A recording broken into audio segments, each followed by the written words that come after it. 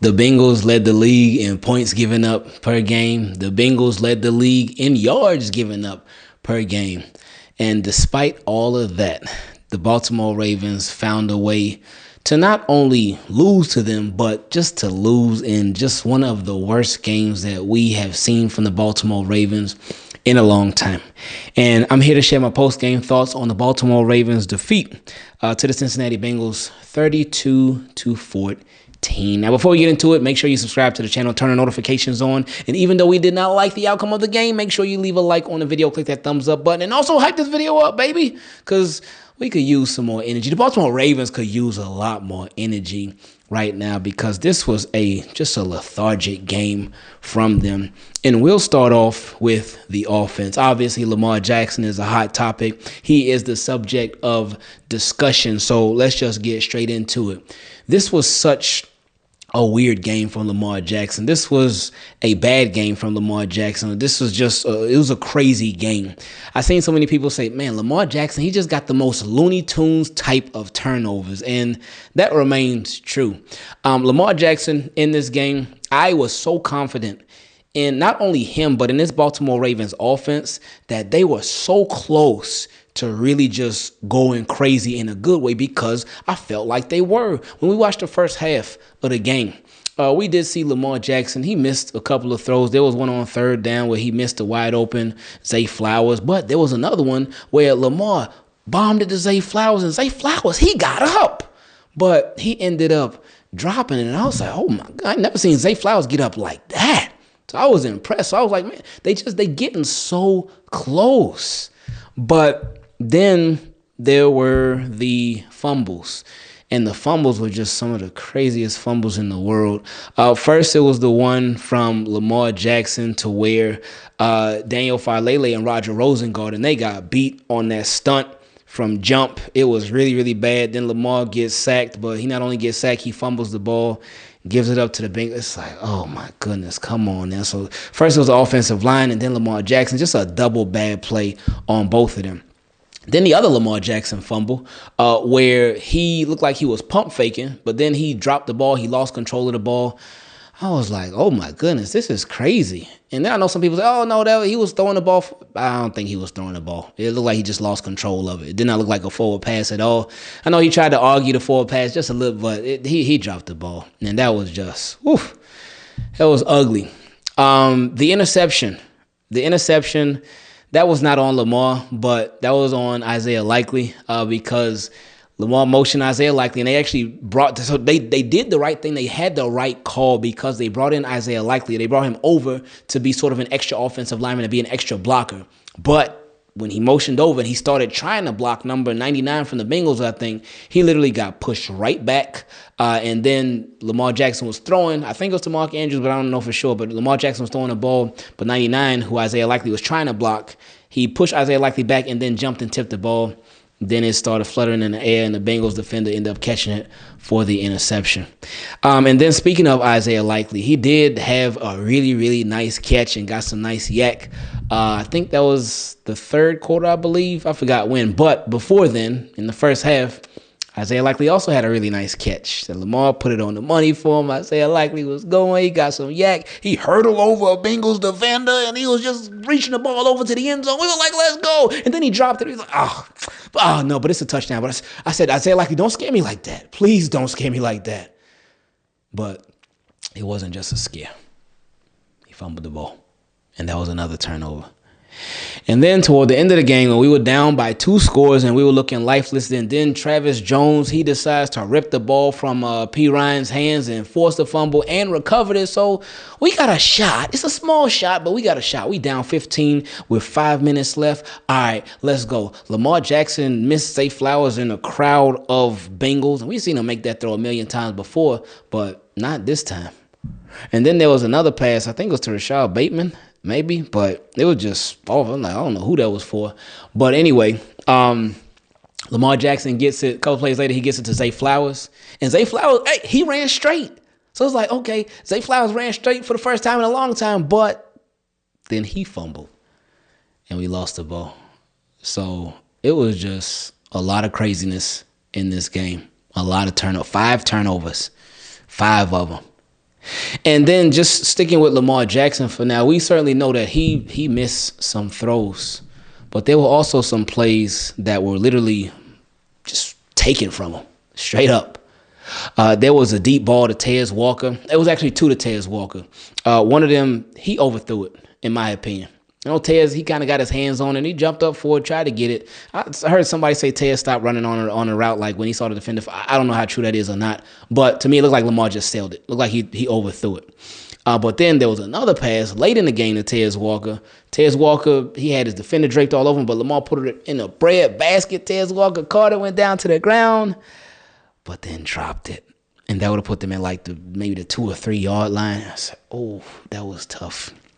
Then, of course, there was an Isaiah Likely play that we talked about earlier that looked like a touchdown, but then when we looked at the replay, I said, oh, no, he clearly fumbled that way before he got to the end zone. But then there was the Zay Flowers play, the Zay Flowers touchdown.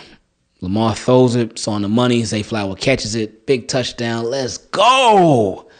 But wait, they called offensive pass interference. And what's crazy, I guess it's not so crazy, but that is a Jamar Chase special. The whole and Zay Flowers did extend his arm, and he did do a small, tiniest bit of a push off.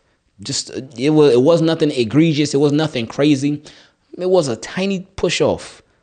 But Jamar Chase in the same game, we see him do that all the time. We see plenty of receivers do that. They extend that arm and do a lot more, and it doesn't get called.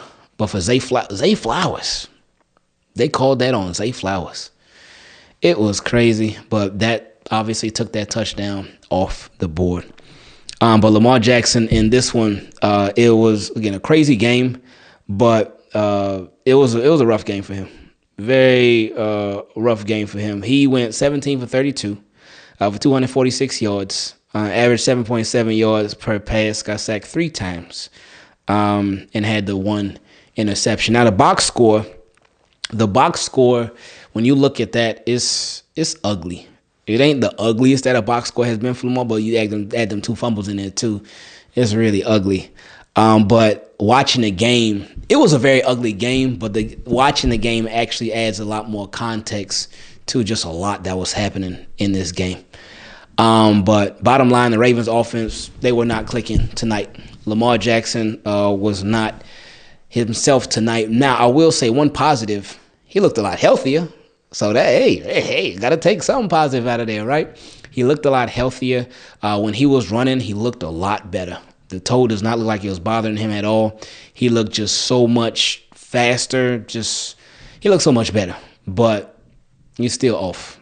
The Baltimore Ravens, they did try some different stuff in this game. They did start having Emory Jones come in for Andrew Voorhees quite a bit. So we'll see what they continue to do with that, if they continue to do a rotation or if they end up having him start.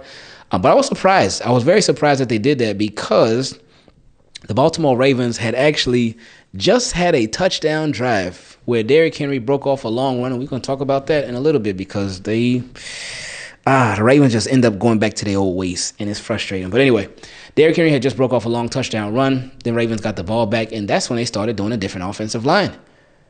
And I was thinking, this is what we've been asking for. But the timing was weird, because they literally just came off of scoring a touchdown with this offensive line, and then they changed it.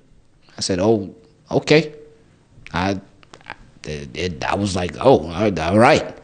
Well, that's that. But speaking of Derrick Henry, this game, and I guess we'll just throw in Todd Monken in here. This was a game that I will say, I do believe the majority of it falls on the players. The players were the ones that in this game, they lost it because the execution was poor. It was over and over and over and over and over.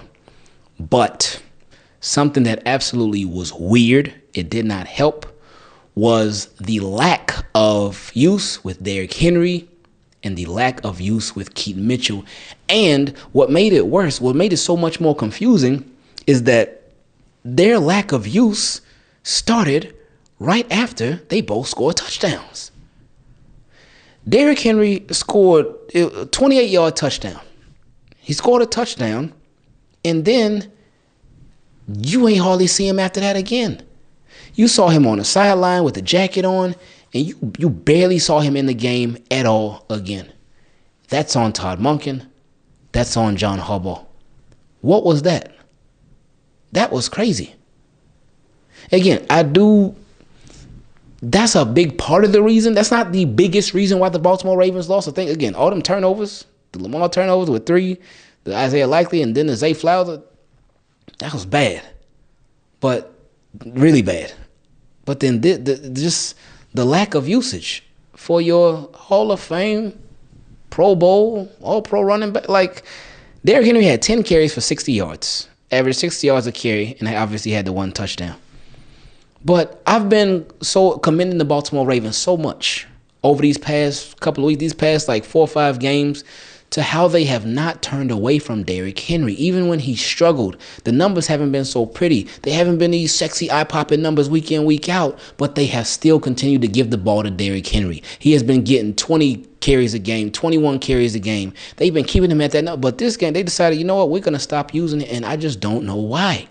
Because the numbers say when you continue to give it to Derrick Henry, every run ain't going to be no big run. But Ravens win. When Derrick Henry get like 20-something carries, Ravens win. They usually always win when you get that many carries.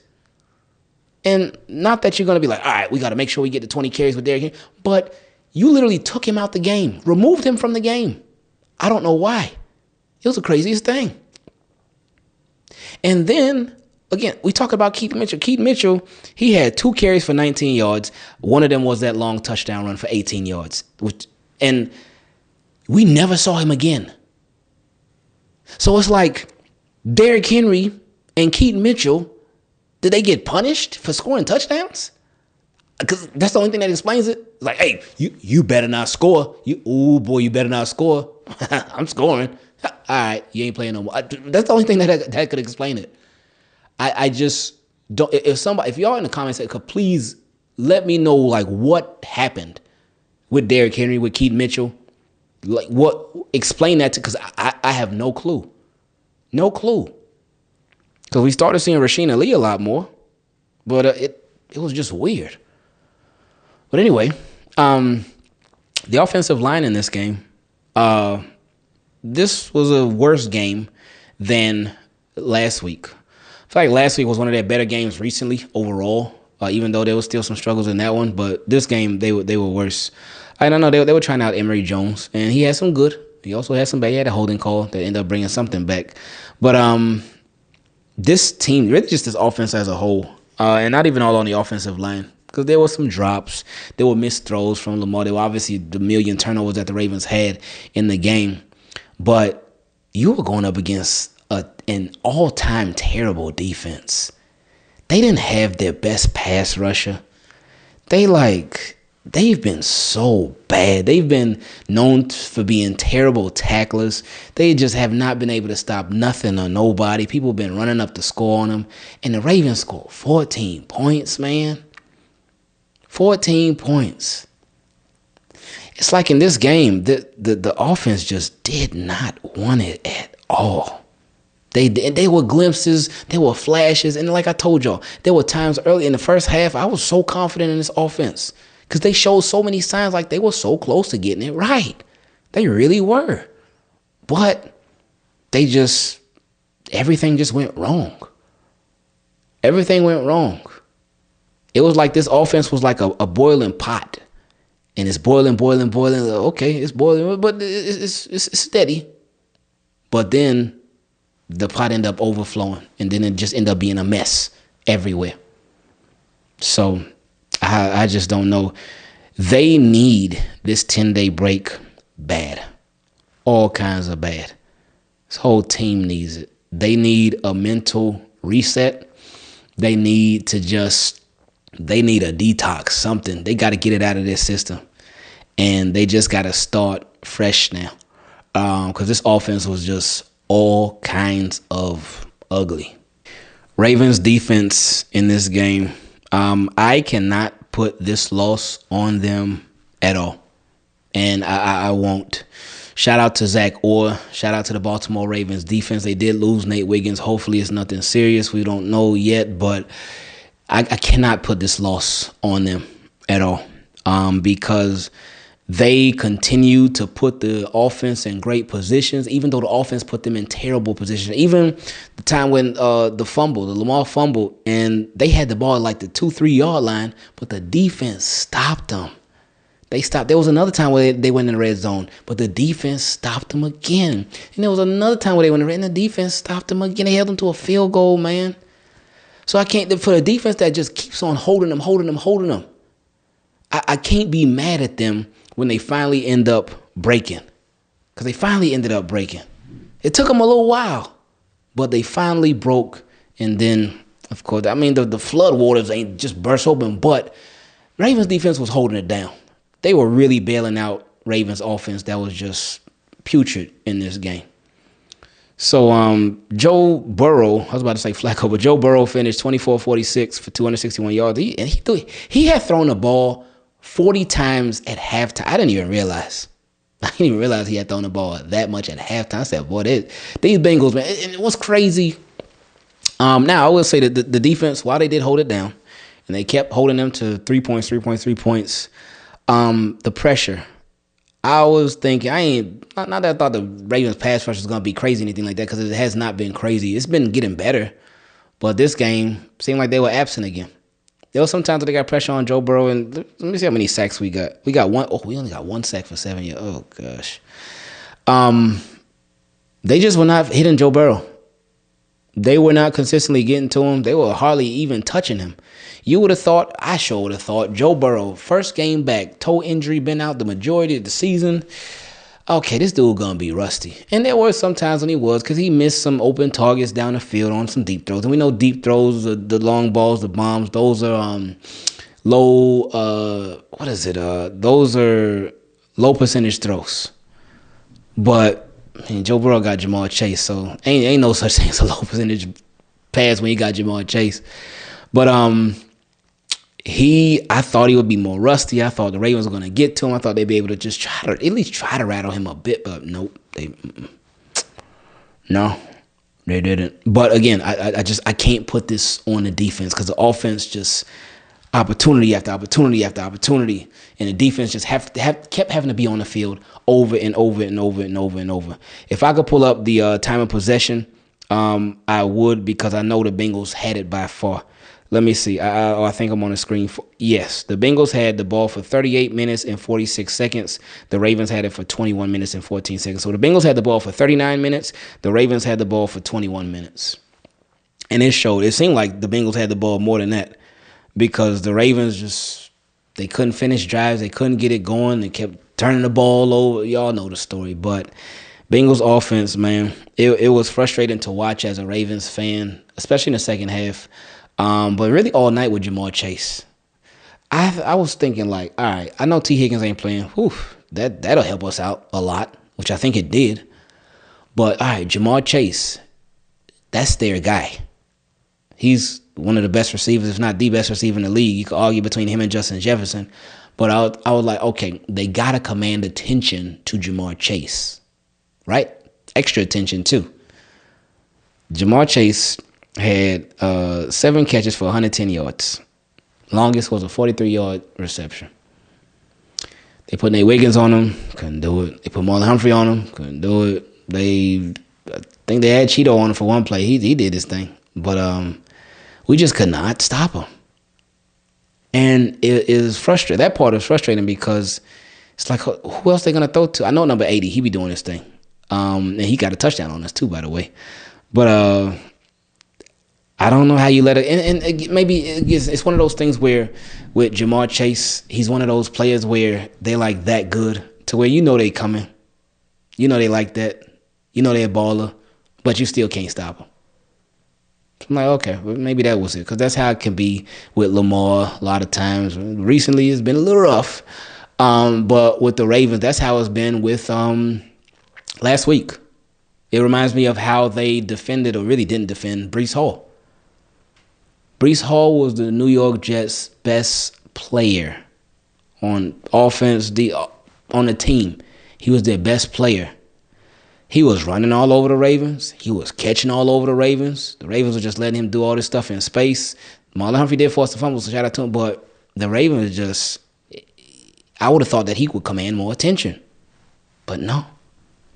So that's why I was so frustrated with with Jamar Chase, because I thought he would have commanded more attention, but no.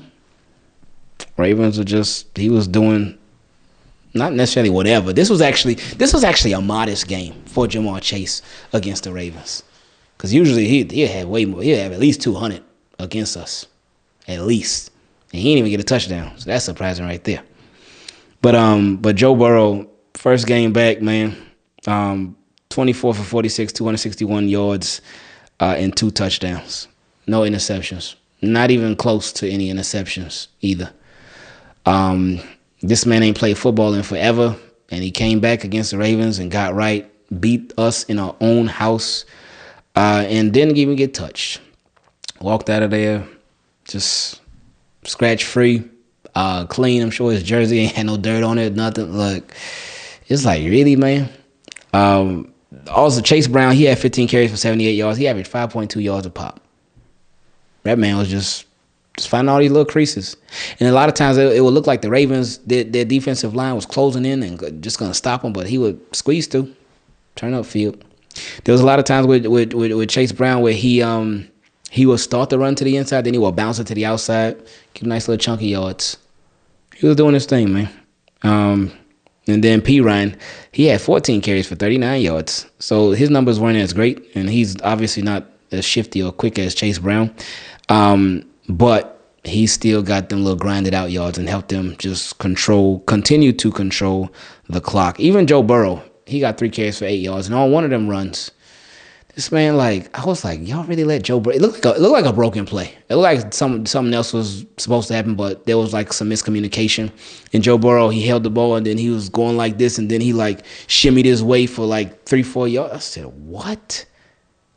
Y'all let Joe Burrow do this? Joseph Burrow with his messed up toe, who just came back? Really? It's crazy. But again, I still cannot put this loss on the defense. They did have their issues, for sure. They certainly did. But this loss is definitely on the offense. Like I said, Zach Orr, in the beginning of the game, he was doing his thing. But you know what I will say? That second half, they started to adjust to Zach Orr, especially on the third downs. Because there was some third downs where I was thinking, all right, Zach about to get these boys off the field, man. He ain't get him off the field, man. So, yeah, this really brings up the question again, why a lot of people didn't believe in our defense. I certainly do feel, again, they did make changes. They did certainly make improvements. They did. But then you have a game like this. Again, defense started off nice. They started off really, really nice. But in that second half, the Bengals, I guess they saw some things and said, all right, watch this. And yeah, they took advantage, and that was that. Special teams, I mean, Jordan Stout, he punted 3 times. But our special teams really didn't get to do anything today. Tyler Loop didn't have any field goals attempted. We were too busy turning the ball over. We weren't forcing no punts like that. So LaJohntay Wester ain't really get a shot. We did get some kick returns because the Bengals, they kept scoring. But nothing special there.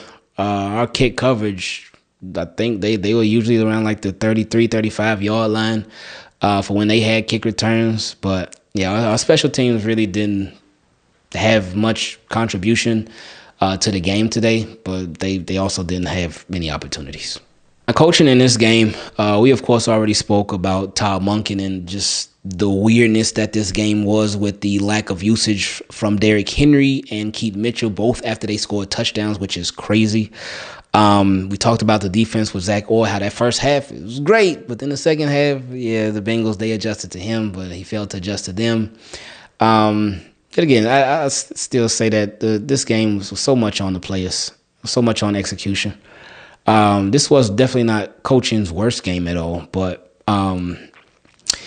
and John Harbaugh, no challenges. There was nothing he didn't do anything egregious, anything like that. But the only thing I will say is that, again, with the whole Derrick Henry and Keith Mitchell thing, that's just, how do you explain that? What is up with that? Again, that's not the reason why the Ravens lost, but it's a contributing factor, and it's still just it. I don't know what to think about that. But anyway, coaching was all right in this one. It wasn't the worst as far as like play calling and stuff. It wasn't no like goofy play calling in my opinion. Now I will say with Zach Ordo on the touchdown that they gave up to number 80 for the Bengals, they blitzed the house and they had Roquan Smith covering him and Malachi Starks. He faked like he was going to go outside. Malachi Starks thought he was going to go outside, but he went inside, and so it was just him and Roquan Smith. I will say I'm not a big fan of when they have Roquan Smith in coverage like that, and I'm not a big fan when they have Roquan Smith blitz. I don't think, though, in my opinion, I mean, I'm obviously not no coach. I ain't no player in the NFL. They know way more than me. I'm just sitting here. I'm talking about them. So they got it. They the professionals, not me. But I do like Roquan Smith, run defense.